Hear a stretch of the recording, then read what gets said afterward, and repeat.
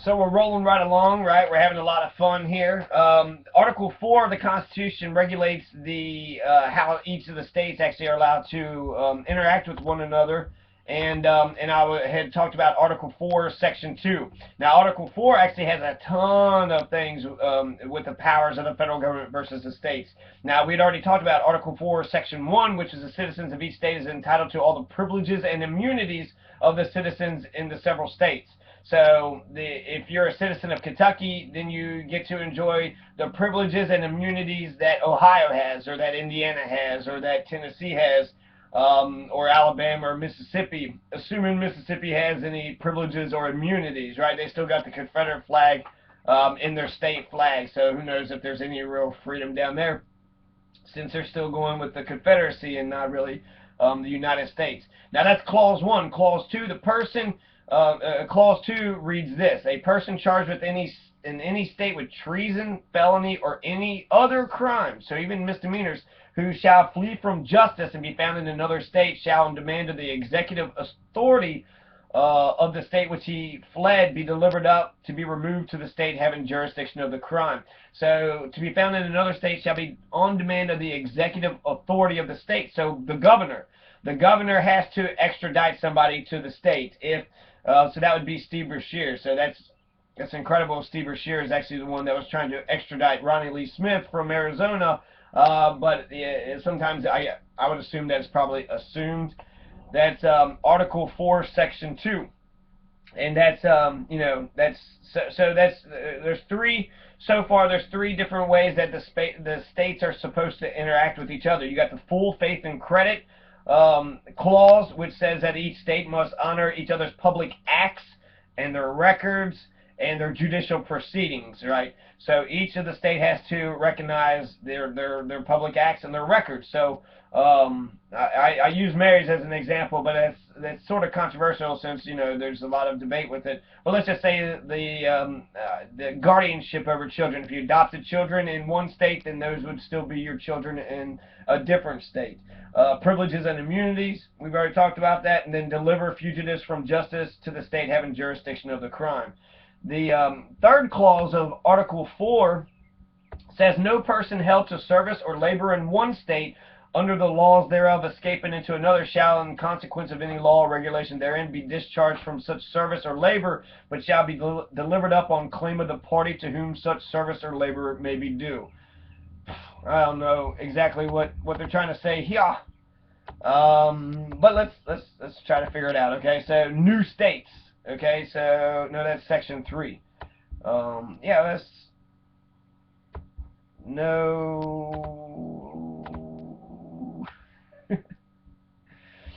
Fugitive slave clause. Yeah, fugitive slave clause. So that's the same thing that we just said. So the one clause is full faith and credit. Number 2 is privileges and immunities. And then Section 3 is delivered to fugitives from justice, right? So no person held in service or labor to one state. So if they capture you and imprison you, I guess they're allowed to use your service and your labor for free. Under the laws thereof escaping into another shall, in consequence of any law or regulation therein, be discharged from such service or labor, but shall be delivered up on claim of the party to whom such service or labor may be due.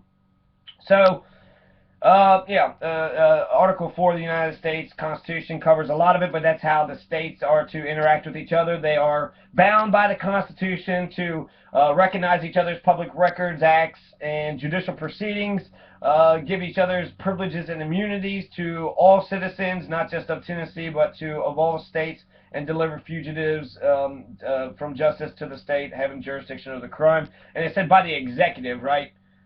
That was, wait, that was Section 2. No, hell, that's Clause 2. Clause 2 is talking about the fugitive sort of thing. So I'm not for sure what fugitive slave clause. Fugitive slave clause. Yeah, okay.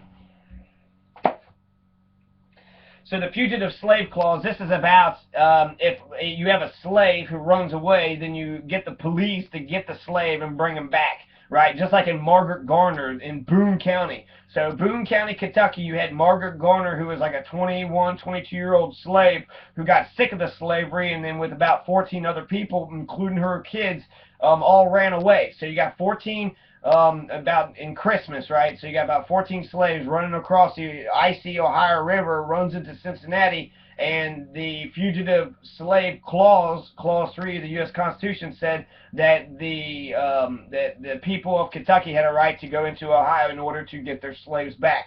So they go into Ohio to get their slaves back, but Margaret Garner wasn't going to let her children go back into that hellhole. She got raped every day. She was being whipped and treated like shit. Slavery is fucking bullshit. It's absolute horrible. If you look into the Goodbye Uncle Tom, you will see how, I mean, of course we know slavery is bad, but it was like depraved bad, okay? And it was also the whole society. You would look at the pictures of the lynchings. You have, it seems like the entire town of white people dressed in their Sunday's best. So anybody, you know, who's who or anybody that's in power are taking these pictures next to somebody that they had murdered without due process, without going to court, without getting a conviction, and they had just straight up murdered them, took a picture for postcards to send to their friends in Europe and all over the United States, but none of them were afraid that they were actually going to get convicted. So slavery wasn't just bad, but it was like bad. Also, we say who is white and who is black based upon slavery. That's where white and black it came from. If you're white, you're not a slave. If you're black, then you're a slave. Slavery did that, right? So that's the racialization of slavery is where we get the distinctions between the races. And that's the Clause 3, the Fugitive Slave Clause. It's rendered moot because of the 13th Amendment. It abolishes slavery, so therefore, if, you know, somebody's slave runs away, they should have never been a slave to begin with, and it's total fucking bullshit. So, yeah, the Clause 3 doesn't matter. But those are the three provisions in Article 4, full faith and credit, privileges and immunities, deliver fugitives from justice. Congress may admit new states to the Union, but no new states can be created within the boundaries of the existing state without the approval of Congress and state legislatures concerned. That's Article 4, Section 3.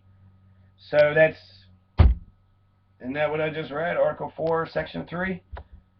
Which is not right. No, that's not true. So the Section 3, new states may be admitted. This is the actual wording of it. So new states may be admitted by the Congress into this union, but no new state shall be formed or erected within the jurisdiction of any other state. So Kentucky cannot split off into different states. During the Civil War, West Virginia and Virginia separated, so that would have actually been straight up against the Section 3 clause, but it's wartime, so during wartime you're kind of allowed to break some of the constitutional laws. We're still in war now, so actually who knows what the law actually is. It's whatever Obama says it is. Since we have a war president, since we're an empire and we have a war on terrorism, we're fighting the, basically what, Al-Qaeda was only like 100 people or less, and Al-Qaeda was known as the list by the CIA. The CIA had created a list of the people that they was funneling money to. That's Al-Qaeda. But now that we have Syria and Iraq, and we have all these different wars, a lot of people are picking up the banner of Bin Laden where he had left off, and now we've created an enemy which didn't exist until we had started killing everybody. So that's that's America. Anyways, so Congress can admit new states to the Union. So we have Guam, Puerto Rico. Let's see, Guam, Puerto Rico. I think the Philippines, maybe. See, Guam, Puerto Rico, Samoa. So there's like some of the Virgin Islands. We have territories, right, that some people say, hey, why not make them into a state? 50 is a nice round number. I've only known 50 states since I've been here, but since those are our territories, they do, you know, I don't know if they have citizenship rights, but they do get monies from us and sort of protection, police protection, embassies. They can travel to and from. But we can make them a state. That's my point. So no new states can be created within the boundaries of the existing states. Kentucky can't break off into 3 different states if they wanted to. But we can admit new states. So we can adopt Canada into us. We can adopt Mexico as a state into the United States. Russia, if Russia wants to be part of the United States, we can make that happen. That's part of the Article 4, Section 3. So that's something else the federal government can do. The 14th Amendment is the Due Process and Equal Protection Clause. So everybody is entitled to due process and equal protection under the law. And this has been interpreted to make the first 8 amendments to the U.S. Constitution applicable to the states. So there's a lot of times when you have freedom of speech issues is going to go to the federal government. They would have better, I don't know if they have better or not, but that's where it tends to go. And I would trust sort of the federal courts to enforce freedom of speech better than the state governments, because that's their thing. That's what they do. But the first 8 amendments is what the due process and the equal protection clause of the 14th Amendment protects. So this has been interpreted to make the first 8 amendments of the U.S. Constitution, they can protect it. A lot of times, I've also seen, like, there was a raping that had happened in Grant County Jail, and they had sued the Grant County jailers by saying that his civil rights were infringed. So the federal government passed the Civil Rights Act, and then they said, nobody in the state had passed it or sued the person. The person gets raped for like a misdemeanor charge. The jailers had set it up. They pushed him into the cell and let him get raped. But they had the due process and equal protection clause. That's not the 8 amendments, but it's the federal government saying that they have rights and jurisdiction over that case because the civil rights of that person was not kept intact, right? He has human rights, civil rights, that allows him to not be raped while he's in prison. Especially, due process says, maybe imprisonment, but not the raping. The raping is sort of extra. Now, the Bill of Rights.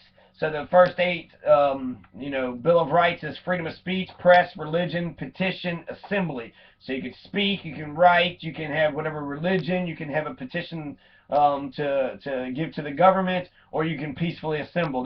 That's all under the First Amendment of the U.S. Constitution, and that's protected under the 14th Amendment under the Due Process and Equal Protection Clause. So none of these rights can be infringed in Kentucky, no matter what anybody says, because the 14th Amendment, right, that you have the amendments, but who enforces these amendments? Well, the federal government is going to enforce these amendments because they protect everybody's rights. So this is actually denied powers, right? These are denied powers. You cannot take away a person's right to speech, their right to press, their right to religion, petition, or peacefully assemble without due process. You also cannot take away a person's right to keep and bear arms.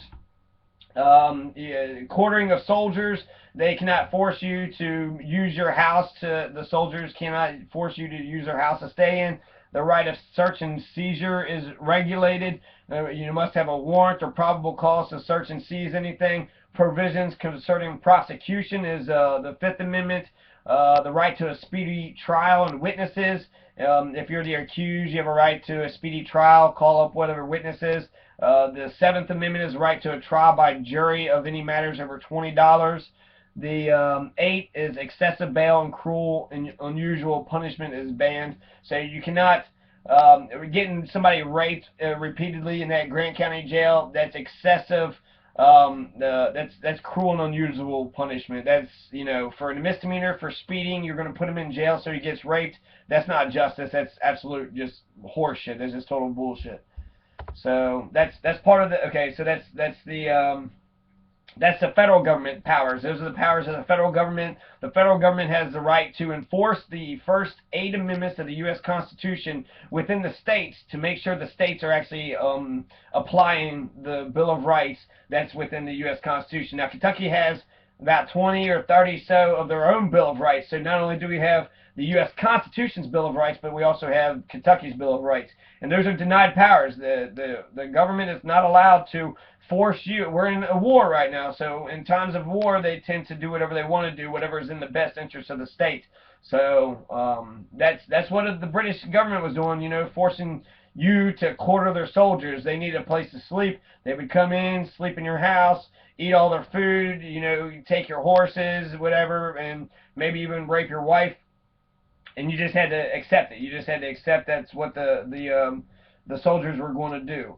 So, okay, that's the 14th Amendment. That's the Due Process and Equal Protection Clause. Now, Article 6 is the Supremacy Clause. Now, I think this is sort of comical in a way because the U.S. Constitution, they wrote it up, and then they said in Article 6 that the Constitution is supreme. And it's like, why is it supreme? Well, because the Constitution says it is, right? Why is the Bible, the great authority? Well, because the Bible says so. The reason it's interesting actually because what it says is that it states that the supremacy of national laws, that the U.S. Constitution and the federal laws take precedent over the state laws. So if there's a contradiction between the federal government and the state government between their laws, the federal government is going to trump the state government. Now, I've always dreamed of having my own town and coming up with my own charter for my own town and writing the supremacy clause within, my own town's charter. So if I wrote a charter for Muldrow, then I would say that the Muldrow laws are supreme over the state and over the federal government.